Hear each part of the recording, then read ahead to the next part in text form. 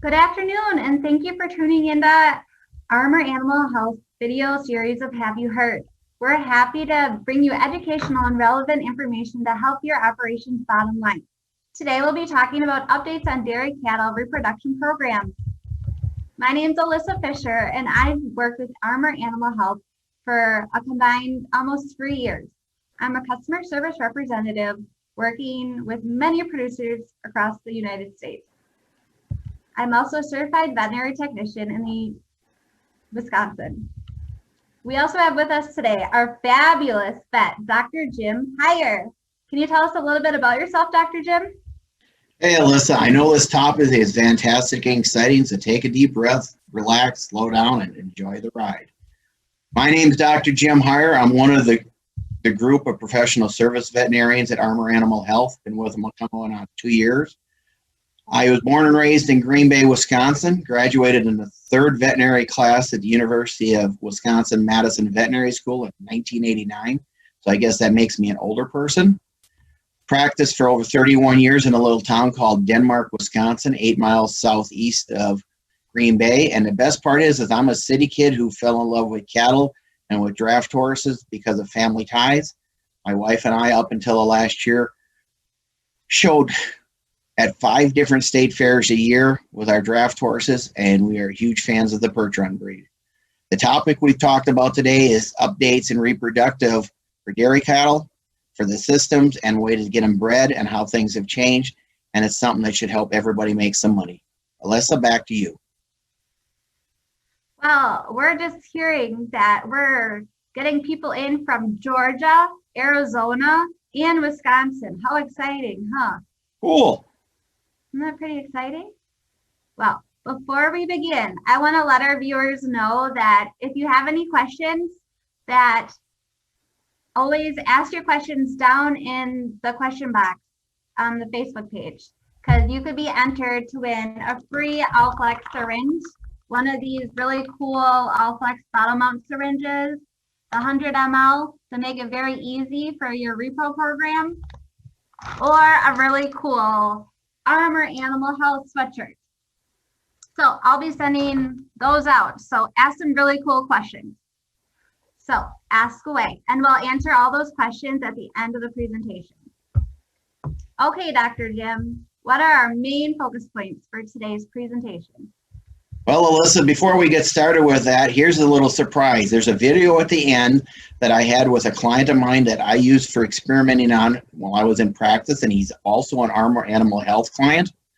His name is Ryan Schleiss. He's going to talk at the end and discuss how he incorporated some of these principles into the herd to get really good success. So that's going to be at the end when we get through our topic, and then we can ask questions after that. So where are we going today? These are the 6 items that we're going to briefly touch on. We're going to talk about how reproduction actually affects the health of cattle. Then we're going to talk about what kind of repro programs are going to help us get cows pregnant in a timely fashion. New studies have shown that body condition on fresh cows has changed, and that affects reproduction and conception rates. We're going to talk a little bit about why the best time to breed cows is 85 to 130 days in milk. Sorry, a little tongue-tied.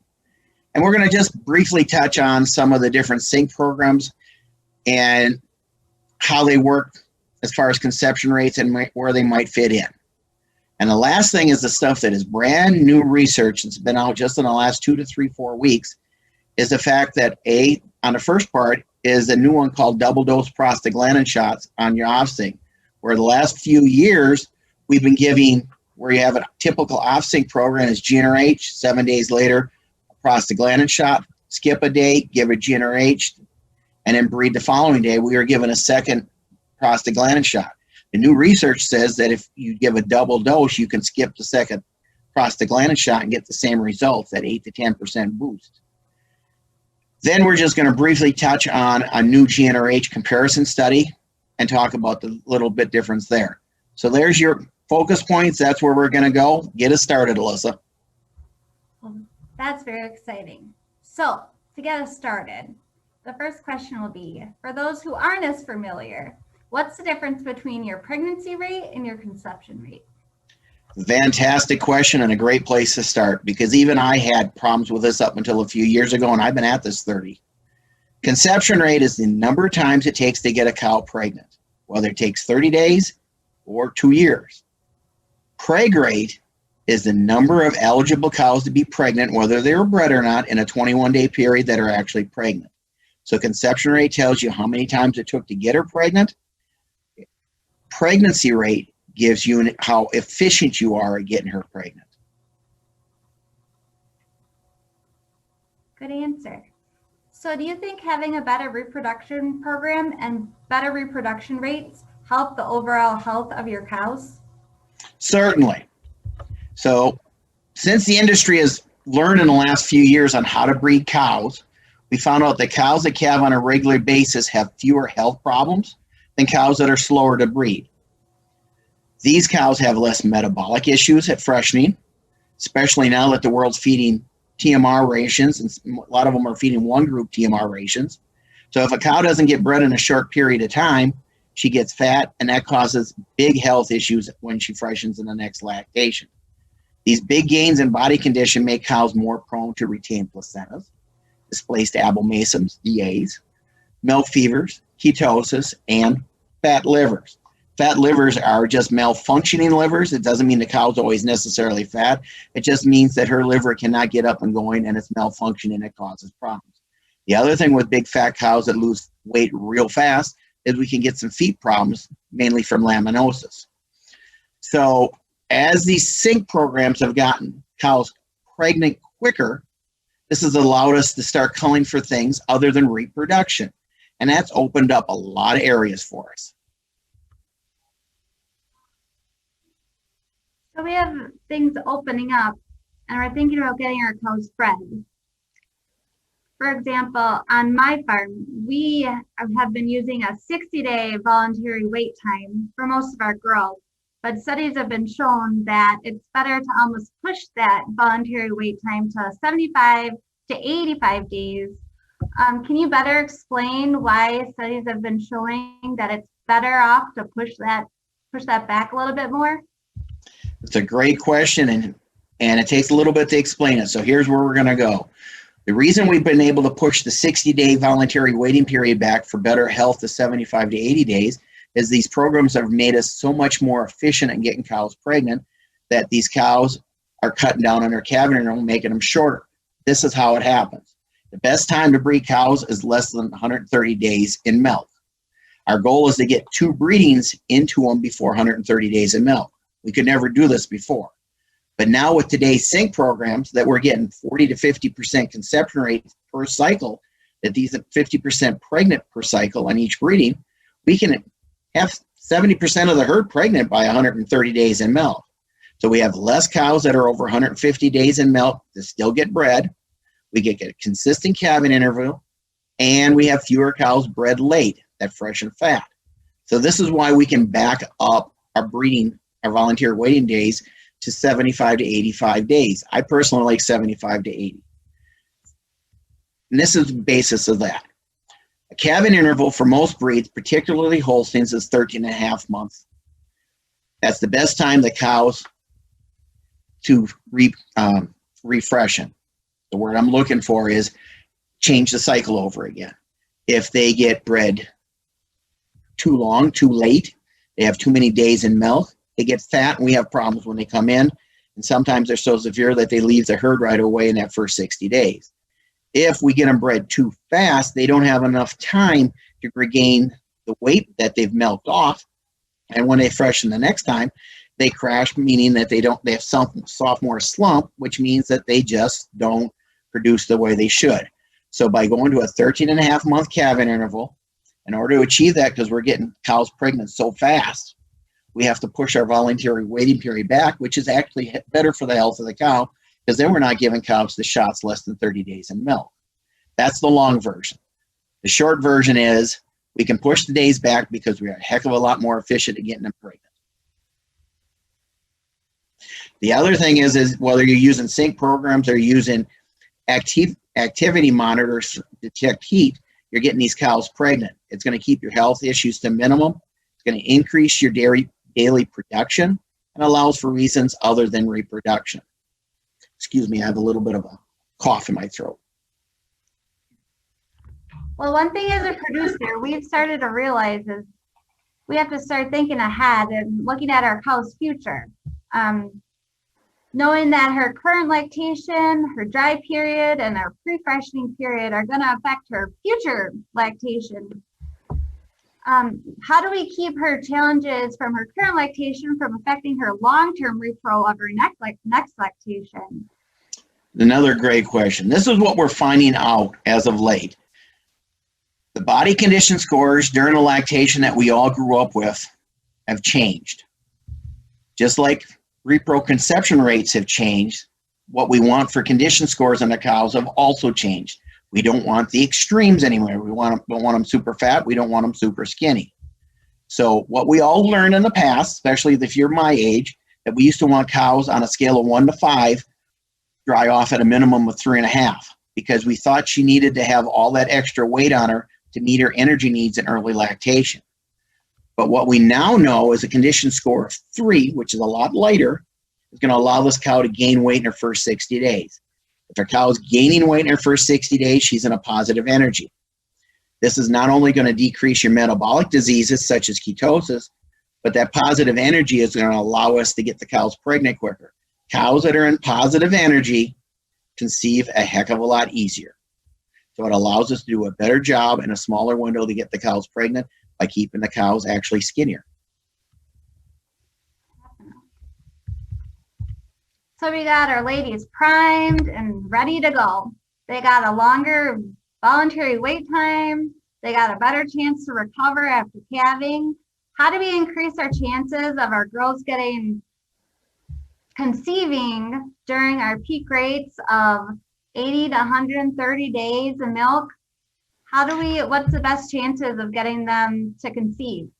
So we want to get that cow pregnant during this period of 80 to 130 days. So what we want to do is pick our best choice to get the highest conception rate possible. So using a sync program with high conception rates and on the first service, and then using a rebreed so that we don't lose the cow once she is confirmed open after the first breeding, we can get 2 breedings into her by 130 days in milk. It's going to give us a better chance to knock what we used to call our average days open down. Average days open is when that date, the number of days that half the herd is declared pregnant. So we want to get that down to 120. Historically, it was 130. So what does that? It means fewer cows to breed after 130 days in milk.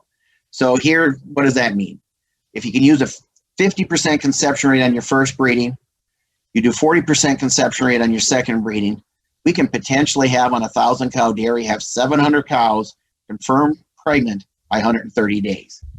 That's a long ways to getting back to where we want to get. So then we only have to deal with 30% of the herd versus in the old days having 60, 70% of the herd that was still open. It costs money when cows are not bred by 150 days in milk. So I was saying before, our goal for herd days open is 120. There have been numerous studies that have shown that if cows are not pregnant by 150 days in milk, it's going to cost us an average of $5 to $10 a day per cow. There's also studies that show that if this cow isn't pregnant by 200 days in milk, it's going to cost us $20 a day per cow, and that's even if she's milking good. I have a lot of herds these days that have done so well getting cows pregnant that when a cow reaches 180 to 200 days in milk, they no longer try to breed her. She's just going to get culled. So we're going to save money by keeping our days open lower. Another way of putting it is if we can achieve high conception, and that's going to keep our preg rates with our sync programs high, meaning 50% first service, 35 to 40 conception rate on the rebreeds. This is where it makes sense, and it's going to make us some money.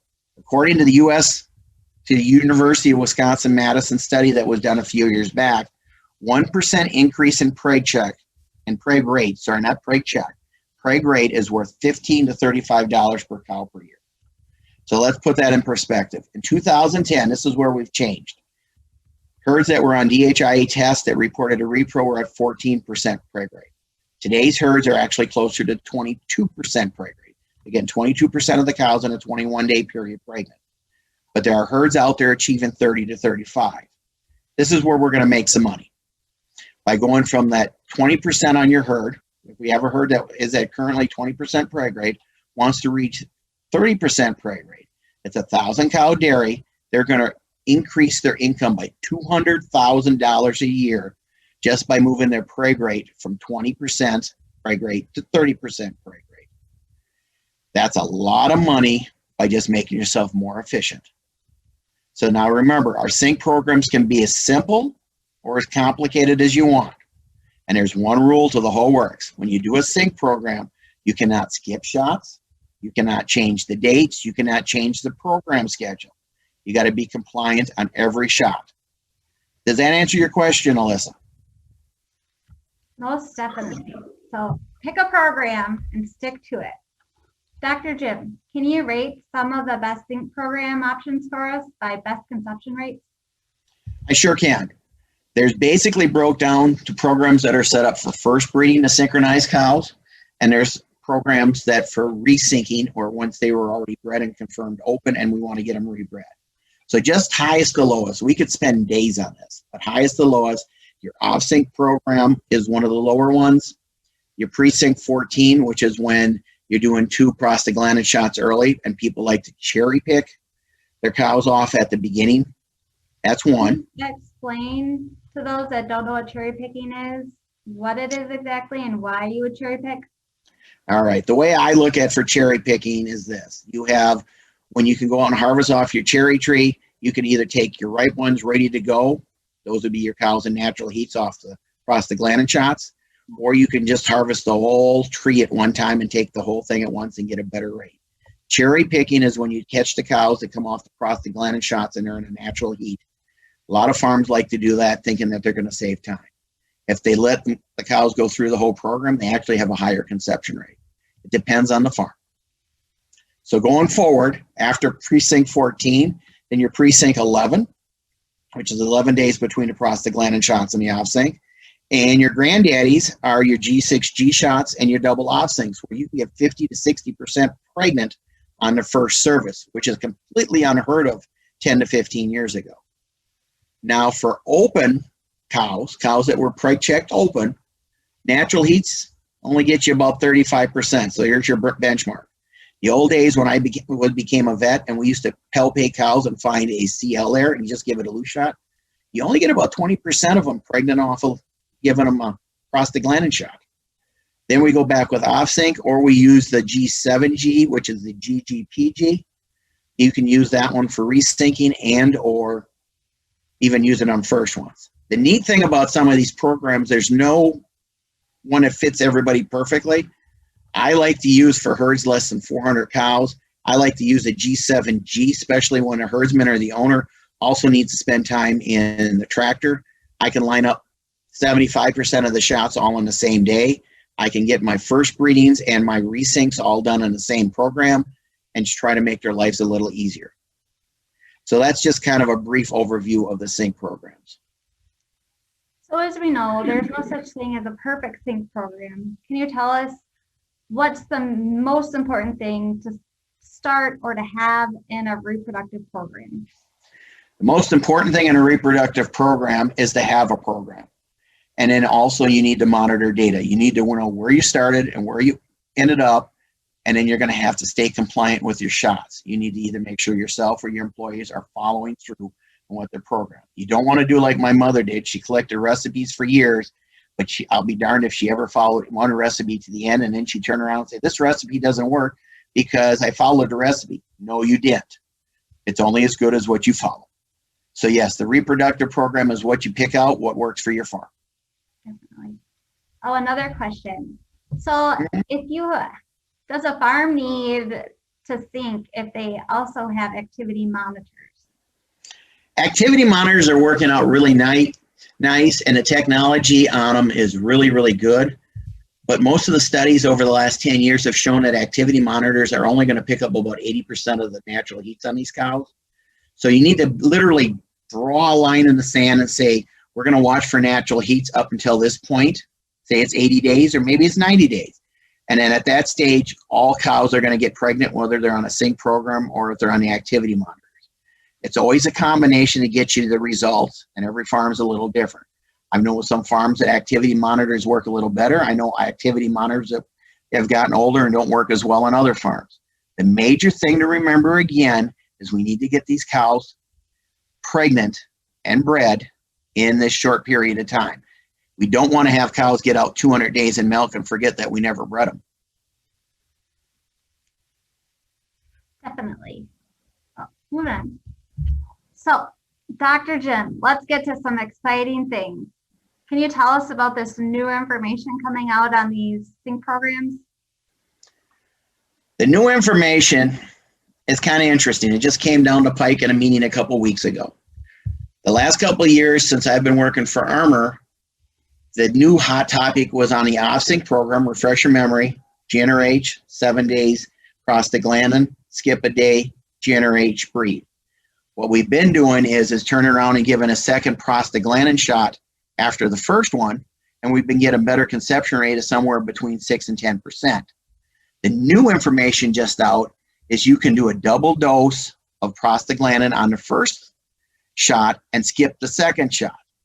It's kind of a neat thing because the advantage is it's going to save you trips around the farm, trips around the barn. You don't have to catch things and do things.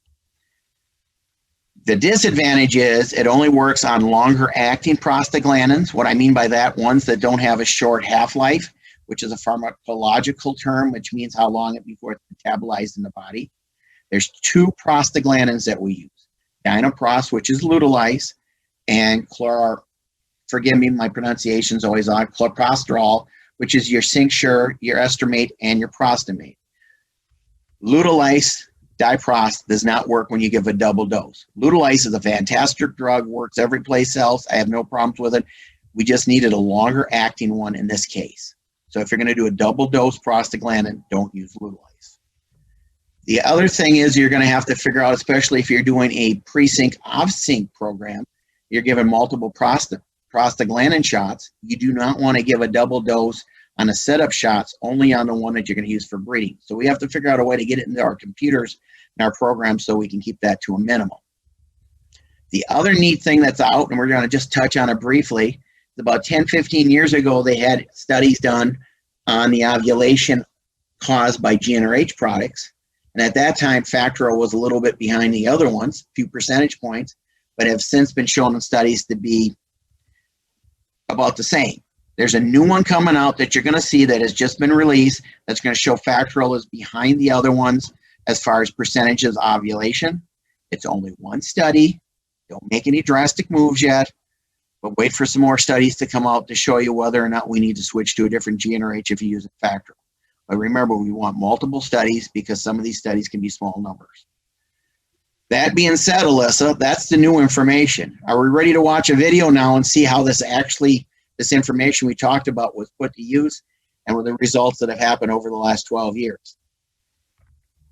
Pretty excited. All right, the video you're about to see is Schleiss Farms from up in Kewanee, Wisconsin, up by the nuclear plants, about 20 miles east of Green Bay. The person talking is Ryan Schleiss.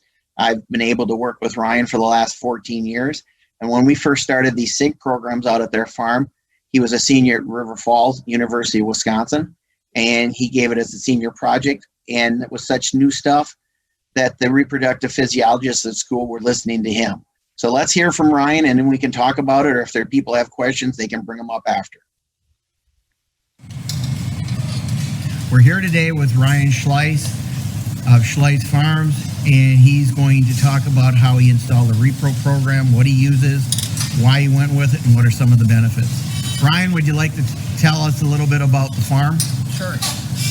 Again, I'm Ryan Schleiss, Schleiss Farms here in Kewanee, Wisconsin, about a mile off Lake Michigan right now. We currently have about 450 cows between milking and dry, all young stock and some steers on site, and run about 1,100 acres of cropland. Who's part of the partnership? So myself and my wife Tasha, my parents Steve and Denise Schleiss, and an aunt and uncle Marvin and Julie Schleiss. And you and Tasha are the third or fourth generation on the farm? Fourth generation at this location. So this is a long-term family farm. Yep. Started in 1916 at this location. Okay, we're looking at a part of your herd behind you. You want to explain to the people that don't know what breed we're looking at? Absolutely. No, they are not Herefords. We got picked on about that for a couple of years after we started These are actually milking fleck feed, so it's more of a Simmental strain of blood. We started breeding those in 2008, and currently we're at about 80 to 85% of the milking strain is fleck feed. And it's what, the 5th or 6th generation we're on right now? We are starting to get some 5th generation calves on the ground right now. And they're very similar looking to the 3-ray crosses that we see in other farms, but they are a separate breed, correct? Yes, they are their own breed. It's not very common in the United States anyway, very common in Europe. It is the 2nd largest dairy breed in the world. Absolutely. All right, since we're on a repro program, we probably should talk a little bit about repro. What is the repro program you're currently on, and how did we come about started? And how long have we been on it? We use the G6G program. We started in the fall of 2007, so we've been on it a fair amount of time now. Prior to that, we didn't really have anything concrete as far as the repro program goes. We did some standing heats. We did have a bull at that time, and we did a little bit of sync. And we switched to that, the G6G at that time, and that's your first breeding? Your that is our service? first breeding. What do you do for your rebreeds? So anything that comes up open, they are resynced with a seeder, and that all subsequent breedings after that first breeding are seeder syncs unless they show a standing heat. Is it a seeder sync as a G7G with the extra GnRH, or is it a straight off sync? With the extra GnRH. Okay, are you doing the double loops? I just started this last summer. I tried a couple groups. Still waiting to get some information back on that right now. We haven't done it in the past, so I guess we'll see what happens here. And you do breed some on natural heats? I do breed some on natural heats, about 15 to 20%. It swings a little bit throughout the year, but I do quite a few animals on natural heats, especially with the crossbreds. We do see a little bit more standing earlier in the lactation than what we saw before when we were on straight Holstein. So how do you figure out your voluntary waiting period versus the natural heats versus when you're, just roughly speaking, and before they're going to get their first service? As long as everything is okay physiologically with the cow, I really don't have a problem breeding animals at 40 to 50 days. It happens a lot with the crossbreeds that we have right now. So I feel real comfortable breeding animals fairly early. We don't do a lot as far as fresh cow work goes. These animals take off fairly well on their own. We just kind of let them do their own thing and take off on their own. So everything is set up to be bred by 79 days in milk as far as the synchronization program goes. So either way, they are bred by 79 days? Yes. There are very few, maybe 2 to 3 cows a year. If something will come up lame or sick earlier in the lactation, that I might give them just a little bit extra time. Otherwise, everybody is set up to be bred by that time. So the tricky question of this is have you seen results by going to the sync program since you've been on it basically about 12 years? Absolutely. Or the modified program that you're on, excuse me. Yes. Honestly, I couldn't tell you off the top of my head what our numbers were before. I want to say we were in low to mid 40s as far as conception rate goes. Currently, right now, I just looked before we started this, we were at 63% conception rate overall, and our pregnancy rate is 38, but again, that's a little bit deceiving sometimes because that pregnancy rate goes off your voluntary waiting period, which I breed animals a lot earlier sometimes, so I go more off my conception rate. And what's your first service breeding rate? First service currently right now is 65%. Okay. Other than the fact that you're obviously getting cows pregnant, what were some of the first benefits over the first couple of years of making sure the cows are getting pregnant in a timely manner? Getting rid of a lot of those later trouble breeding cows, things that would end up getting bred at a couple hundred days in milk. I mean, it was a learning curve for us, so you don't deal with a lot of those late lactation that are getting way out there and end up being problems when they come in as fresh animals.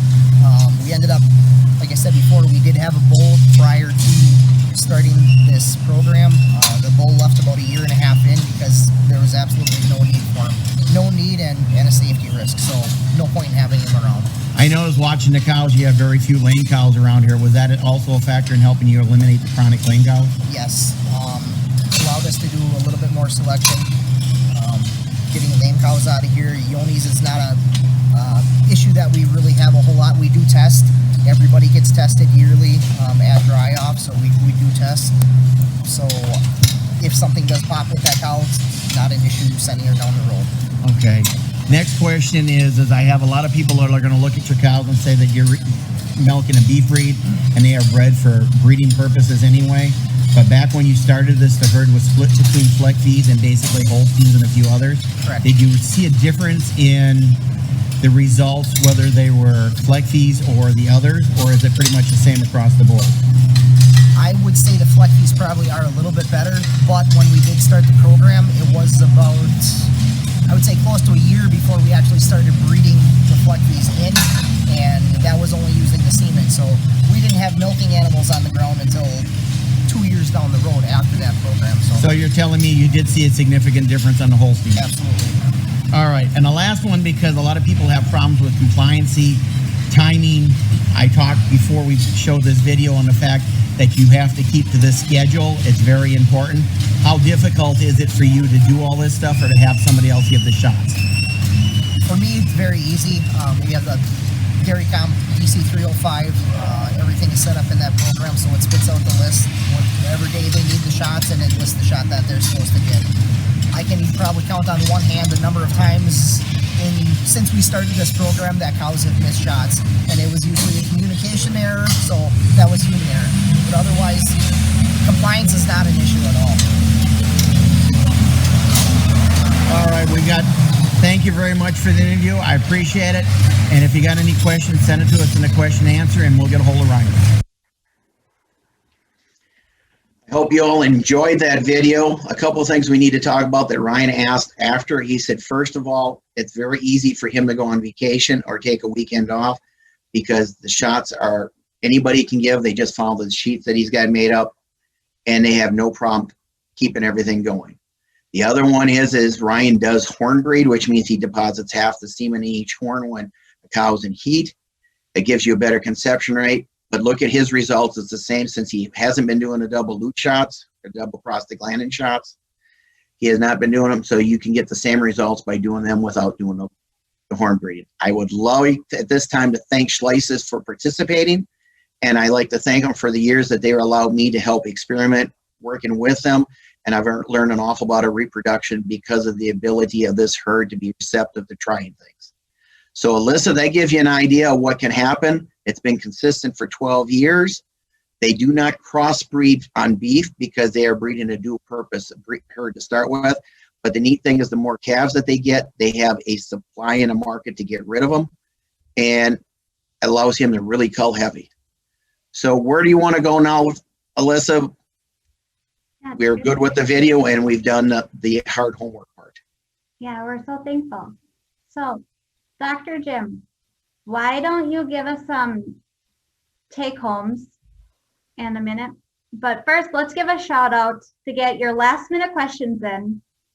Get your questions in because we'll do a short question and answer in a minute after Dr. Jim gives his take-homes for this discussion.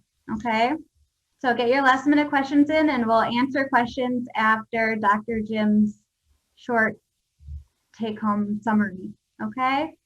So here's your summary, Alyssa. Choose whatever program that works for you to get your cows pregnant by 130 days. Find the best sync program that works for you, whether it's the number of shots that you're going to give.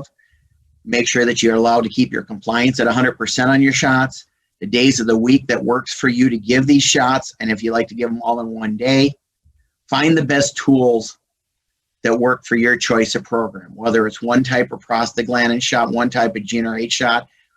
If you like to incorporate cedars, which is something that we didn't talk about, I used to use a lot of them, and now with the double prostaglandin shots, I've gotten away from.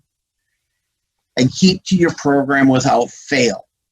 Keep your shots on time. I had a herd that used to give all kinds of lutealized shots. Cows would be in heat 3 days later, and he'd forget about them, and there'd be 20 cows in heat, and he wouldn't get them bred. Keep to your program without fail. Work with a professional to set up the program. And then when you do have the program going, have that professional help you monitor results. I mean professional, your herd vet, your AI consultant, your Armor Animal Health professional services vet. We're all very well schooled in this. We all would love to help you work with it. And we've got the time that we can find to help you set this up and help you monitor it. Reach out to somebody. Don't try to do it on your own. If you find that one program ain't working after 3-4 months, tweak it and go someplace else. You saw Schleises. That's not the exact program we started with 12 years ago, but it's probably 85%. We found what works and we stuck with it. So that's what I've got for summary, Alyssa. Well, I hope everybody learned something awesome and new today. I have some awesome questions coming up for you, Dr. Jim. I hope I have some answers. Okay. We have Mary from Alma Center. She has some awesome questions. So she wants to know, what's the best way to catch those cows? What is it? What about the silent heats? How many hours after seeing a standing heat? What about the silent heats? I guess maybe I'm... Read it out loud, Alyssa. Maybe I can help you.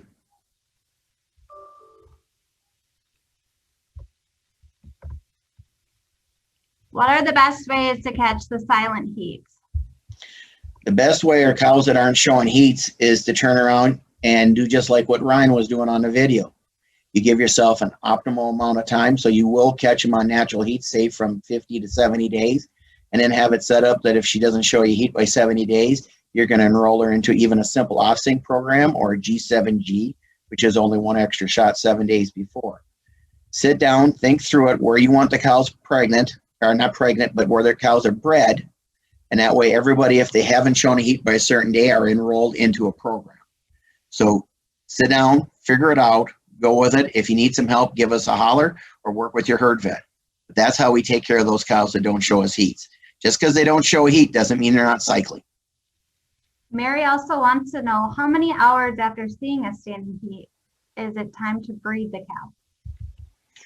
That's a loaded question, Mary. It used to always be AM, PM. Then it was just breed once a day. I've heard people go both ways. Your reproductive physiologists are going to tell you, remember when you see them in heat, that you are just getting a snapshot. So we're not always sure. The standard has always been, if you see them in the morning, breed them in the afternoon. On these larger herds, if you see them one day, you breed them the next day. But a lot of times what you do is, if you're not certain, you'll actually give them a GnRH at the same time you're breeding the co-sync them. That way, in case you caught them a little early, you're still going to have that semen there in time when that follicle comes down. We got another good question coming at you. This one's from Marjorie. How does breeding well in milk affect milk production? Can you repeat it again, please? Yep. How does breeding well in milk affect milk production? How does breeding well in milk? Yep. Okay. Marjorie, I'm not quite certain what you're asking, but I'm going to take a swing at it.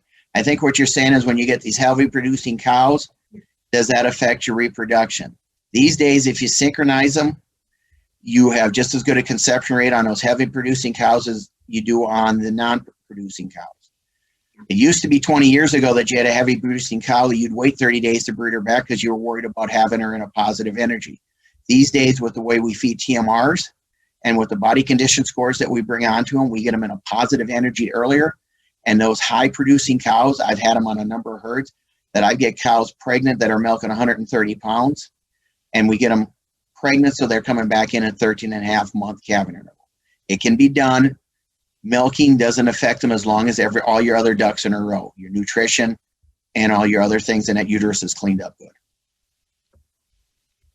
So we have a question from Vicky that's asking, is milk production affected by pushing your voluntary wait period to 85 days? I mean, have you seen an increase in milk production? Remember, we're looking for an optimal, Vicky, of 13 and a half month calving interval. So your volunteer waiting period is going to be based on your breeding efficiency. So if you got a program that's very quick, very good at getting them pregnant, it's going to go there. As far as keeping the cows in good milk and production good, what we're doing by doing these whole systems is, if you remember your lactation curve where you have that huge peak between that 60 and 80 days, we're trying to push those cows back under that curve as long as we can, so they don't get all the way out to your, what we consider the right side, where they're lower production. So getting them bred, production isn't going to affect that as much as long as your nutrition's right, but we're trying to keep them under the high end of the curve. So yes, your reproduction isn't going to affect your production per cow, but it's going to keep your production, your tank higher. The long version, sorry. Okay. Now, last question from Matt and Mary. It's asking, so have you found a better protocol for feeding cows to get these required levels you're talking about for the proper weight? I'm sure it's in terms of your body condition scores. What you need to do is work with your nutritionist. They can design programs that you can do, and then you can get your post fresh cow group or get that energy level up so we get these cows going into a positive energy. That's more of a nutritionist level. I can have a conversation on it, but I am not a nutritionist. So what I usually do is I like to have team meetings where I surround everybody at a table. So when I'd have a question like this, we'd get the reproduction going, what would be my angle, and then I would refer over to the nutritionist and say, this is where I want to go. I want to keep these cows in a positive energy, and I'm going to keep the condition scores lower. How are we going to do it? And then tell me what kind of a positive ration you're going to give me so that I can get these cows up, so that when we do bring semen to the table to get them bred, we're going to turn out with positive results. And actually, we have one more. We have one more from Mary. Do you breed heifers by age or for body size? Heifers are a whole different ball of wax than cows, because heifers are just like every other species. Just because they're by size doesn't always mean they're mature internally. Personally, there was a big wave a few years ago to breed by body size, and we were starting to breed heifers at 9, 10, and 11 months because they were hitting that 51 inches at 750 pounds. But we found out they weren't mature enough internally, and we found out it didn't give us enough time for udder development. So my own personal preference has come back to start breeding at 13 months with the idea I'm done by 15 months. So I would start my sync programs at 13. Heifers are going to be a little bit different. They have a different number of follicular waves in their 21-day heat cycle versus cows. So if you are going to breed them, you go off in natural heats, and if you can't get them in order to get some of these non-cycling ones, we can do a 5-day cedar sync. So the answer to your question is I would prefer to start them at 13 months as long as they hit where I want them as far as size. And if they're a little smaller, I still start them at 13, because that way I don't end up with a bunch of older animals that are still small. Definitely. Definitely. I like 13 too. That's what I do. So also, we have another question. Do you have any resources that we can send out to any of our producers showing any of the recommended sync programs? I believe we have some tech bulletins that we can help. Reach out, call us. If we don't have anything that we can send you, I will find you some online and send you some copies or some links, and we can get it to you. We are more than happy to work with you and try to help get everything done that you want. But I'm sure we've got a technical bulletin someplace. If we don't, I will personally get it written. Sounds good. I think that's all our questions for today. Do you have anything you want to add? The only thing I'm going to have is thank you for sitting and listening. Reproduction is one of the 4 things that Dr. Fetro, when he was at the University of Minnesota Veterinary School, said it was one thing that make farms more profit. It is a hot topic. It's not always the most interesting, but it's one that's going to make you money. So hopefully I brought some items to the table that are going to increase the profit on your farms. So thank you again. Well, thank you everyone for joining us today on this week's Have You Heard? We appreciate everyone visiting in, and we appreciate all our producers. Join us next week to learn about farm safety with our territory rep, Josh Berg, and operations manager, Chad Cornell. Thank you again.